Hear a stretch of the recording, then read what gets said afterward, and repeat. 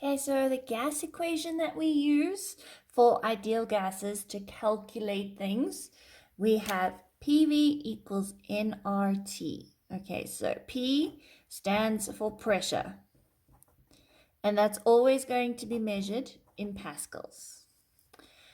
V for volume is always going to be measured in meters cubed. Okay, N is our number of moles, and that's still in your standard units of moles. R is a gas constant, which is always going to be 8.31.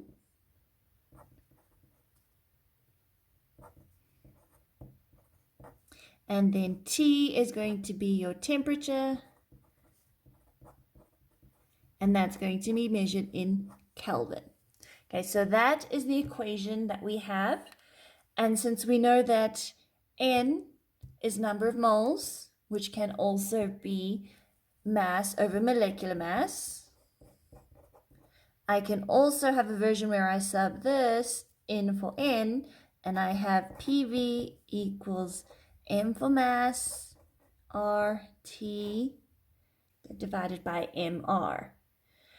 So I'm going to always just first step make sure that I have everything in the units that I want. Okay, if I'm given volume in centimeters cubed, and I want to get to meters cubed.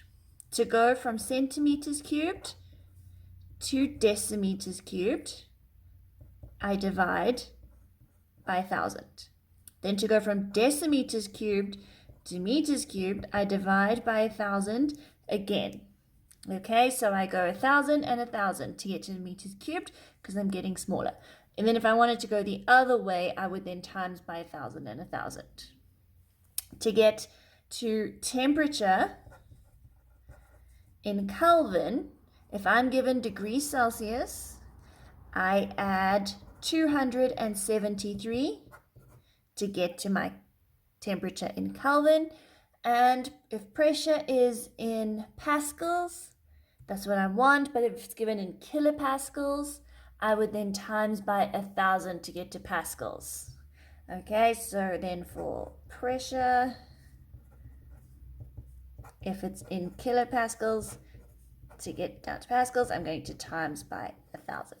Okay, so that's what I'm going to do if I need to standardize the unit. So it's the first step I always do, and then I can sub it into the equation to solve for what I want. So if we look at some examples, so I have 125 centimeter cube sample of propane gas measured at 20 degrees Celsius and 101 kilopascals, completely burnt in air, and the heat produced raised the temperature of 200 grams of water by 13.8 degrees Celsius. Okay, and use the equation to calculate the mass of propane. Okay, so now in here, I've got 120 centimeters cubed, which is volume. I've got 20 degrees, which is temperature, and 101 kilopascals, which is pressure for the gas. This little bit of information here about raising the temperature of water does not matter because this equation that I have over here can only be used for gases. So anytime you have anything else that's a liquid or solid or anything, we can't use this equation. We only use it for the gases in the reaction that we're dealing with. So I've got volume is 125 centimeters cubed. So that's not in the standard unit. So I have to divide by 1,000 and 1,000 to get to meters cubed. I have temperature, which is 20 degrees Celsius. So I have to add 273 to get to my Kelvin.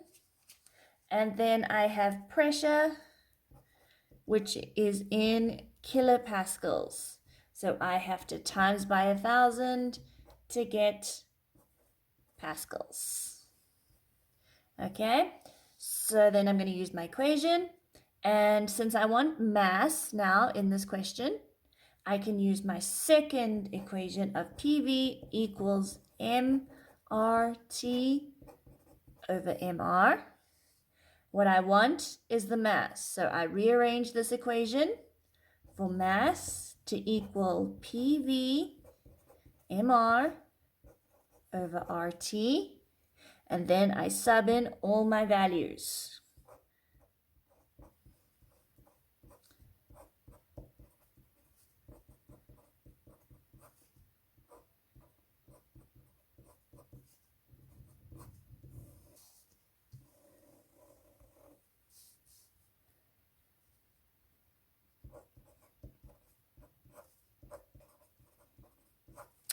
And if I type that in my calculator, I will get an answer of 0.228 grams. Okay, so that's one example of using our gas equations. So then if we look at another example, okay, I have a weather balloon that contains 0.5 kgs of helium, and I need to calculate the volume of the gas in the balloon at a pressure of 0.5 times 10 to the 5 pascals and a temperature of minus 20 degrees. Okay, so I have mass of helium. Okay, so if I don't want to use my other equation, I can do those steps separately, and I can say number of moles is mass over molecular mass. The mass is now 0.5 kgs, but when we use this mole equation, we want our standard units of grams. So I need to take 0.5 and times it by 1,000 to go from kgs to grams over the molecular mass of helium, which is 4. And there I will get a number of moles. And then I want the volume. I've got the pressure in pascals, which is my standard units, but temperature is minus 20 degrees. So I have to say minus 20 plus 273 to get my value in Kelvin. And I use my equation, PV equals nRT. So I want volume. So then the volume is going to equal nRT divided by P. So now the number of moles, I sub in R, which is the 8.31 constant. Temperature was the minus 20 plus 273 all over my pressure of 0.5 times 10 to the 5 pascals. Okay, and when I type that in my calculator, I get an answer of 5.26. Now, this is volume, and remember the standard units is going to be meters cubed. So if then they ask you to convert that into decimeters or centimeters, then you're going to times by 1,000 or 1,000 twice to get the units that we want. But otherwise, the standard unit is always going to be in meters. Okay, so then if I look at one more, something slightly different. Over here, I have 0.144 grams of carbon-60 placed in a container of 100 centimeters cubed, okay, of hydrogen gas at 20 degrees and 1 times 10 to the 5 pascals. The container was heated to make the carbon-60 and the hydrogen gas react, and then they gave us the equation. And after the reaction, the container was allowed to cool to 20 degrees. The pressure decreased to 2.21 times 10 to the 4, and all of the C60 had reacted. Okay, so we're going to just do the calculation question part. So it says calculate the amount in moles of carbon-60. So carbon-60, I have a mass. So I can say N equals M over MR. My mass was 0.144. And I have carbon-60, which is going to be 60 times the mass of carbon, which is 12. And that's going to give me a moles of 2 times 10 to the minus 4. Okay, then calculate the amount in moles of hydrogen gas that reacted with the carbon-60. Okay, you can't use mole ratios or anything because we don't have it yet.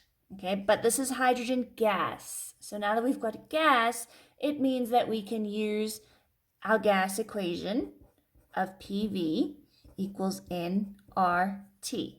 Okay, so the information I've got, it's a 100 centimeter cubed container. So that's volume at 20 degrees. So there's temperature. But I was told the pressure beforehand is 1 times 10 to the 5. But then after the reaction, the pressure is 2.1 times 10 to the 4. So now remember, pressure is caused by all the molecules hitting on the sides of the container. Okay, so this pressure is because of a certain number of molecules of hydrogen gas. Then I reacted that gas with carbon-60. So then the pressure afterwards is all the hydrogen that didn't react with that carbon-60 that's left, that's making this other pressure. Because those are all of the hydrogen particles that were left behind that are now hitting the container. So the pressure that was used, that reacted, is going to be the difference between what I started with and what I ended with, because then the difference between them is everything that joined with the carbon-60. So in my equation, I want N, so that is going to be PV over RT, but now the pressure is going to be the 1.0 times 10 to the 5 minus the 2.21 times 10 to the 4, because the difference between them was the only thing that reacted, times my volume is 100 divided by 1,000 and divided by 1,000 again to get to meters cubed, all over 8.31 for my gas equation standard, and then temperature was 20 plus 273 to get to Kelvin. And when I type this in my calculator, I get an answer of 0.0032 moles. So just remember the tricky thing about pressure at the start and pressure at the end. When they give you two different values like that, the difference between them is what we use up. Okay, so then the last one that I'm going to show you is if I have a question like this. I have NCl3 decomposes according to the equation. Okay, and we can see that NCl3 there is a liquid, but then it decomposes into N2, which is a gas, and Cl2, which is a gas. A sealed container of volume 250 centimeters cubed contains an unreactive gas at a pressure of 1 times 10 to the 5 pascals. 0.241 grams of NCl3 was injected into the sealed container. The sealed container was then heated to make the NCl3 decompose fully and then cooled to 20 degrees. Calculate the final total pressure inside the sealed container at 20 degrees after the NCl3 has fully decomposed. Okay, so in order to use my gas equation to find pressure, I need nRT and V. Okay, so the first thing I have to get is my N. And the only way I'm going to get my number of moles of N is going to be using this mass that I'm given. But remember, this is the mass of the liquid. So I'm not going to use this in the gas equation because it's not a gas. But I can use it to find number of moles, okay? Because my number of moles is going to be mass over molecular mass, which is going to be my 0.241 that I'm given, divided by 120.5, which is my N plus 3 of the Cl's, okay? And then that's going to give me a number of moles of the NCl3. But now I have the equation. And on this side of the equation, there is 2 NCl3s, okay? On this side of the equation, both of those are gases. So both gases are going to contribute fully to the system. So there's 1 of those and 3 of those. So together, that makes 4. So this is in the ratio of 2 to 4 that I've got there. So this number of moles represents the 2. So I want the moles on the other side, which is going to be double that amount. So I'm going to take this number of moles and times it by 2 to get my total number of moles of the gases on that side of the equation. Okay, and now that I've got number of moles, now I can work with my PV equals nRT, and I want pressure. So that's going to be nRT over V. Okay, so the N I just worked out. R is a constant. And then temperature. The temperature in the container was 20 degrees. So 20 plus 273. And then this is all going to be over the volume. And the volume is 250 centimeters cubed. So I need to say 250 divided by 1,000 to get to decimeters, and divide by 1,000 again to get to meters cubed. And now, if I type that in my calculator, I will get a pressure of 3.9 times 10 to the 4 pascals. Okay, so this is now the pressure of the N2 and the Cl2 together in there. But it also told us that the sealed container contained an unreactive gas. So that's something different, and it had a pressure of 1 times 10 to the 5. So this still has that pressure, but now I've also made this. So the total pressure in the system is going to be the 1 times 10 to the 5 plus the 3.9 times 10 to the 4 I just worked out, to give me a total pressure of 1.39 times 10 to the 5 pascals.